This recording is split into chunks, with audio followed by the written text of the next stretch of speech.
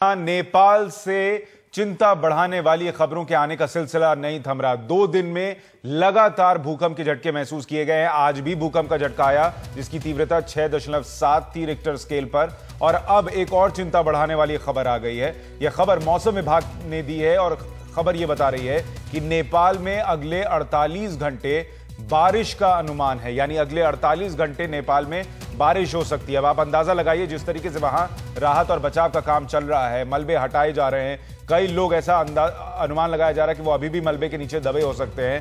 उनके राहत के काम में कितना असर पड़ जाएगा अगर अगले 48 घंटे बारिश होती है, जैसा कि मौसम विभाग कह रहा है। हमारे साथ हमारे सहयोगी उमा शंकर सिंह इस वक्त जुड़ रहे हैं। हम आपको सुनवाते हैं। उन्होंने बात की है एलएस राठौर से, जो कि आईएमडी के प्रमुख हैं।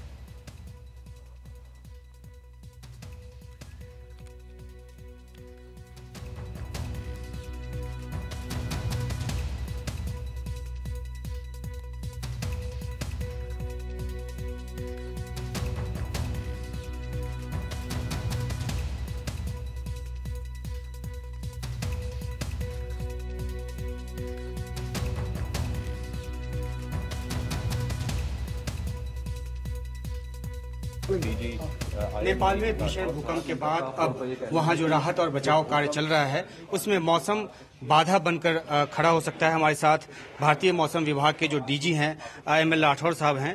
राठौर साहब, क्या बारिश की संभावना है वहां पे और किस तरह से इसका असर राहत और बचाव कार्य पे पड़ सकता है? बारिश अभी आगामी 2-3 दिन रह सकती है और खास तौर से पूर्वी नेपाल में वहां पे ज्यादा संभावना है।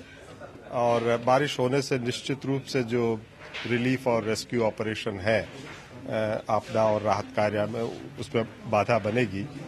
और चूंकि बारिश के कारण हिमस्खलन या भूस्खलन हो सकते हैं, तो वो भी एक संभावना है। लगातार जो है आफ्टर शॉक्स आ रहे हैं। आज भी एक जोरदार झटका आया।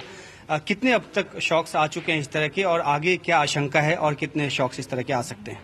जब भी बड़ा भूकंप आता है तो आफ्टर शॉक्स आते हैं, ये बड़ी सामान्य प्रक्रिया है। और जो पहले मेन भूकंप आया उसके 1 मैग्नीट्यूड कम तक के आफ्टर शॉक्स आ सकते हैं।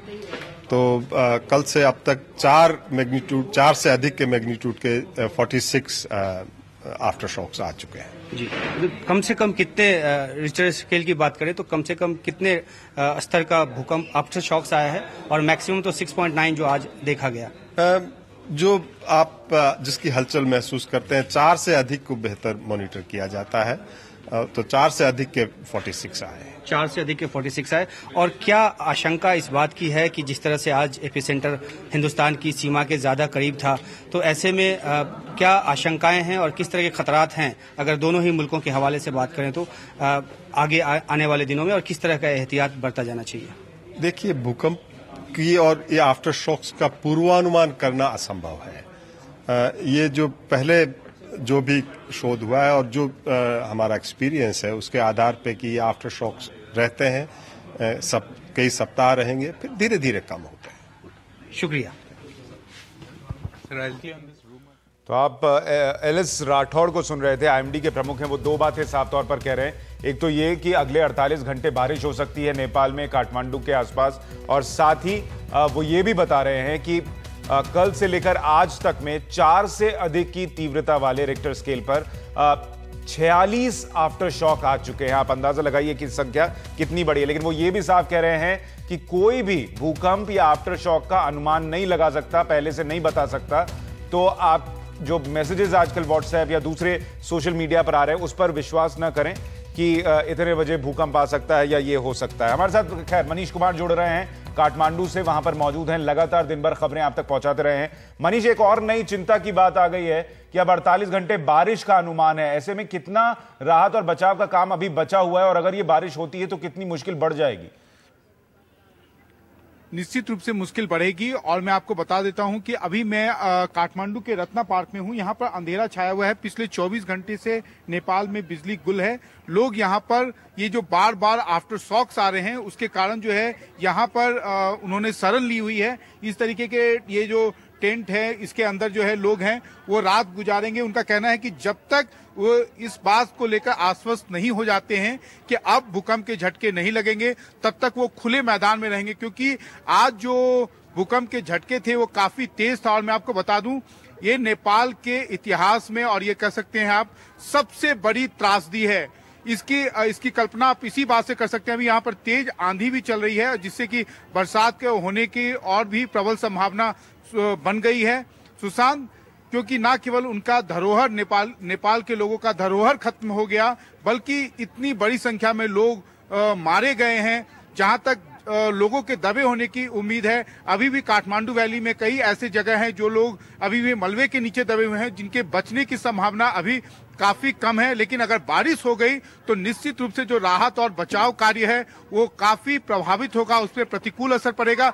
कई देशों से, भारत के अलावा भी कई देशों से रेस्क्यू टीम आई है, लेकिन ये रेस्क्यू टीम उसी समय काम कर सकती है जब मौसम क्लियर हो। मनीष, इसमें एक चिंता की बात यह भी है कि जो लोग अभी तक खुले आसमान के नीचे रह रहे हैं, ये सोचकर कि अगर आफ्टर शॉक आता है तो कम से कम वो मैदान में होंगे, तो उनके लिए थोड़ी राहत की बात होगी। अगर बारिश होती है तो इनके लिए भी मुश्किल बढ़ जाएगी। ये खुले आसमान के नीचे कैसे रहेंगे? खाने पीने का क्या होगा? कैसे बच्चे रहेंगे? कैसे परिवार रह पाएंगे?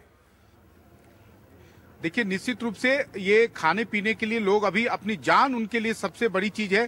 खाना पीना उनके लिए उतनी बड़ी समस्या नहीं है, लेकिन हाँ, अगर बारिश हुई तो उनके लिए आप कह सकते हैं कि जो विपत्ति का एक तरह से पहाड़ है उनके लिए टूट पड़ेगा। क्योंकि उन्हें अभी तक यही पिछले 24 घंटे में इतनी बड़ी संख्या में 2200 से अधिक अगर शव निकाले गए, तो उसका एक सबसे बड़ा कारण था कि वेदर जो है वो सपोर्ट कर रहा था रिलीफ और रेस्क्यू ऑपरेशन में। लेकिन अगर वेदर ने भी साथ छोड़ दिया तो नेपाल और यहाँ के लोगों के लिए शायद इससे बड़ी बुरी खबर नहीं हो सकती। मनीष, आपके आसपास कुछ लोग भी दिख रहे हैं, अगर आप उनसे पूछकर बता सके वो अब भी कितने खौफजदा हैं और किस तरीके की राहत उनको मिल पाई है अब तक? बताइए आप लोग कि अभी भी आप लोग यहाँ पे हैं, कितना डर है? बहुत ज्यादा डर है। क्या? बहुत डर लग रहा है। सबसे ज्यादा जान की जी यहाँ पर है ना, लोगों के कैसे बचेंगे, क्या होगा।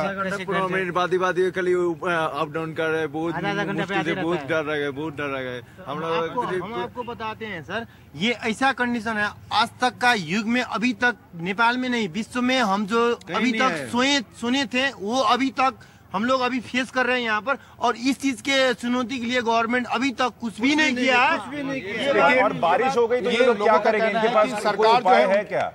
अभी तक गवर्नमेंट अभी तक साइलेंट है इस बात के लिए। हम लोग देखिए सुशांत, मैं आपको बता दूं, सरकार भी जो है यहाँ पर, नेपाल की जो सरकार है उसने भी अपने एक तरह से हाथ खड़े कर दिए। उनका कहना है कि जब तक पूरे कई देश जो हैं अंतर्राष्ट्रीय स्तर पर जो है उन्हें सहायता नहीं की गई तो शायद इससे जल्द से जल्द उबर पाना बहुत ही मुश्किल होगा। मैं आपको एक छोटी सी बात बताता हूं, कल के भूकंप में बहुत सारी बिल्डिंग थे जिनमें मामूली क्रैक पड़ा था, बहुत सारे होटल थे जिनमें कुछ भी नहीं हुआ था। लेकिन आज जो भूकंप के झटके हुए, उन जो बचे हुए जो बिल्डिंग थे जिनमें मामूली क्रैक था, वो आज गिरने के हालात में आ गए थे।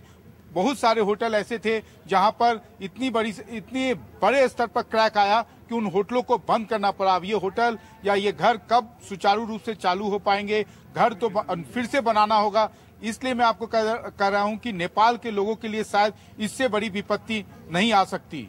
शुक्रिया मनीष इस पूरी जानकारी के लिए। और जैसा मनीष बता रहे हैं कि नेपाल के लोगों के लिए बहुत बड़ी मुसीबत है, और वो ऐसा इसलिए कह रहे हैं क्योंकि इसकी वजह है 2200 से ज्यादा लोगों की मौत हो चुकी है। आप देखिए अभी भी मलबा चारों तरफ फैला हुआ है, कई लोग इसके नीचे दबे हो सकते हैं, इसकी आशंका है, उन्हें बाहर निकालना है। और इस बीच नई चिंता सामने आकर खड़ी हो गई है कि अगले 48 घंटे बारिश हो सकती है। वहां की सरकार लोगों तक मदद पूरे तरीके से नहीं पहुंचा पा रही है, भारत मदद की पूरी कोशिश कर रहा है, लेकिन अगर मौसम साथ नहीं देगा तो यह मुश्किल और बढ़ जाएगी। अभी अगले कुछ और वक्त आफ्टर शॉक्स आ सकते हैं। तो ऐसी तमाम मुश्किलें अभी नेपाल के सामने खड़ी हैं और भारत के कुछ हिस्सों में भी इसका असर पड़ रहा है।